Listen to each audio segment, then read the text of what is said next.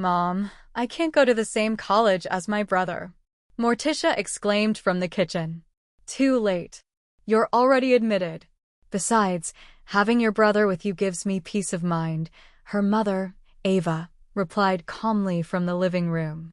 Rolling her eyes, Morticia peeked out from the kitchen, locking eyes with her mother. Mom, Vincent is a wizard. He literally tormented me in high school. Vincent, lounging nearby with his legs crossed and sipping a smoothie, winked at her.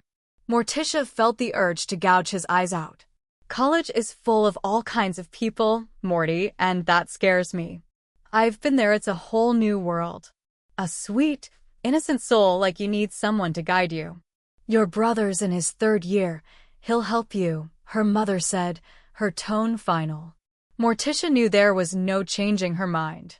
Stop overreacting, sis. I've always protected you in high school. Want me to start telling you all the stories? Sure, he protected her from bullies, but he also kept her from living a normal life. Vincent was one of the most popular, handsome guys in school, a great dancer, and every girl would swoon just to watch him. Meanwhile, she was the nerdy sister, always in glasses, oversized sweatshirts, and a pale face. People approached her not for who she was, but because of her brother.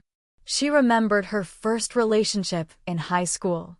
Her boyfriend dumped her after just 3 days. He said, "Come on, Morticia, I only dated you because of your brother. He's hot, famous, and hard to approach. I thought dating you would get me closer to him, but he hates me. So, goodbye, nerdy." She also recalled overhearing a friend insult her behind her back. "Are you really that clueless? I only befriended you because I have a crush on your brother. Just seeing him makes me wet. I thought being close to you would get me close to him, but I was wrong.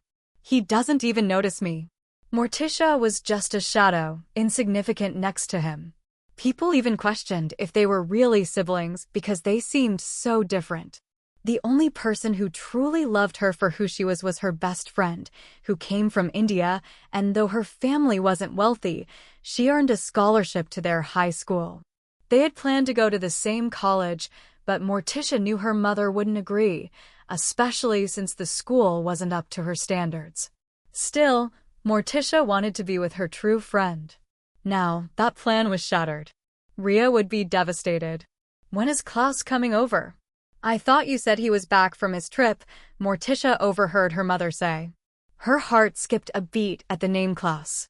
It sounded like music, but also like a nightmare. If Vincent was a wizard, Klaus was the devil. Everything he did made her heart flutter, yet he broke it over and over again with each new girlfriend.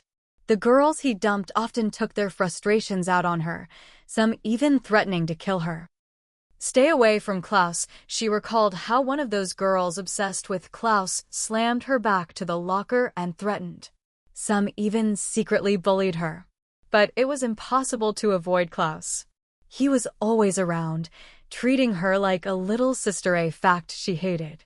She wanted him to look at her with affection, but she wasn't his type. He liked hot, sassy, and experienced girls. She was none of those things. "Oh, he'll be here soon," her brother responded.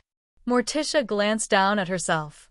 Her white apron was stained with sauce, her face pale, her hair a mess. Panic surged in. She was in a mess. She can't meet him like this, after many months of meeting him last. She quickened her pace, eager to change quickly. She served breakfast while she could hear her mother excitedly chatting about Klaus coming over soon. Ava had always considered Klaus like a son. She was even close friends with Klaus's mother, as they both thrived in the modeling industry, well known and popular. "I wonder how he looks now. Gosh, it's been months since I last saw him. I bet he's even more handsome."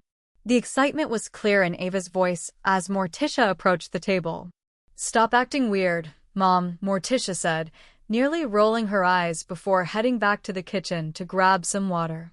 Suddenly, the doorbell rang, and without warning, the doors swung open, revealing him. "Yo, look who's here, my sinful motherfucker," Vincent exclaimed from the living room. Morticia's heart skipped a beat. "He's here. Already." She heard Klaus's familiar deep voice mingling with her mother's cheerful greetings. Her heart raced as she glanced down at the glasses of water she was holding. How was she going to make it to her room without Klaus seeing her like this?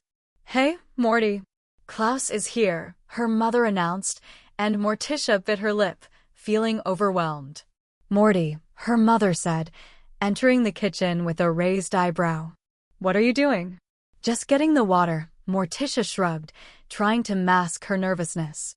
"Well then, hurry up." "Let me help you," Ava offered, taking the remaining 2 glasses from the counter. Morticia followed her mother out of the kitchen, her eyes settling on the demigod, chatting and laughing with her brother. He wore his usual black sleeveless shirt, revealing the black inked tattoos that ran through his muscular arms and evident to his workouts. One thing she loves the most was the way he clicked his tongue, running it along the ring on his inviting pink lips, his well-chiseled jaw moving slightly. It made him look freaking hot. His disheveled hair and the glittering earring caught the light in the living room. His black metallic eyes shifted to her and her heart skipped a beat. How could he look 10 times more handsome than the last time she saw him? "Hey, Bunny," his thick, hoarse voice snapped her out of her reality. Bunny was the nickname he had given her. He chuckled, scrutinizing her. "You look like a ghost." Morticia's cheeks burned with embarrassment. "That's what I deal with every day. I pray to God every night that she won't strangle me in my sleep," Vincent chimed in. "Fuck you, Vincent." "Wow, she curses too." "That's a big surprise there," Klaus chuckled. "How have you been?" "Good. Welcome back, Klaus," she said quickly. "I'll go change upstairs." Dropping the glasses on the table, she rushed up to her room. After a few minutes, she returned with her hair in a bun, her face washed, and hiding behind her glasses. She wore a gray hoodie and sweatpants. Her mother asked Klaus about his trip to visit his father, one of the richest businessmen in New York, and they chatted lively, except her, who kept stealing a glance of Klaus. "Morty is attending the same college as you, Klaus and Vincent," Ava suddenly mentioned, causing Morticia to groan inwardly. Maybe she should hand her mother a microphone so she could announce it to the world. "Right, Vincent told me," Klaus smiled, a perfect smile. "Don't let her out of your sight, Klaus." "Mom, I'm not a kid," Morticia snapped. "Yes, you are," Vincent butted in.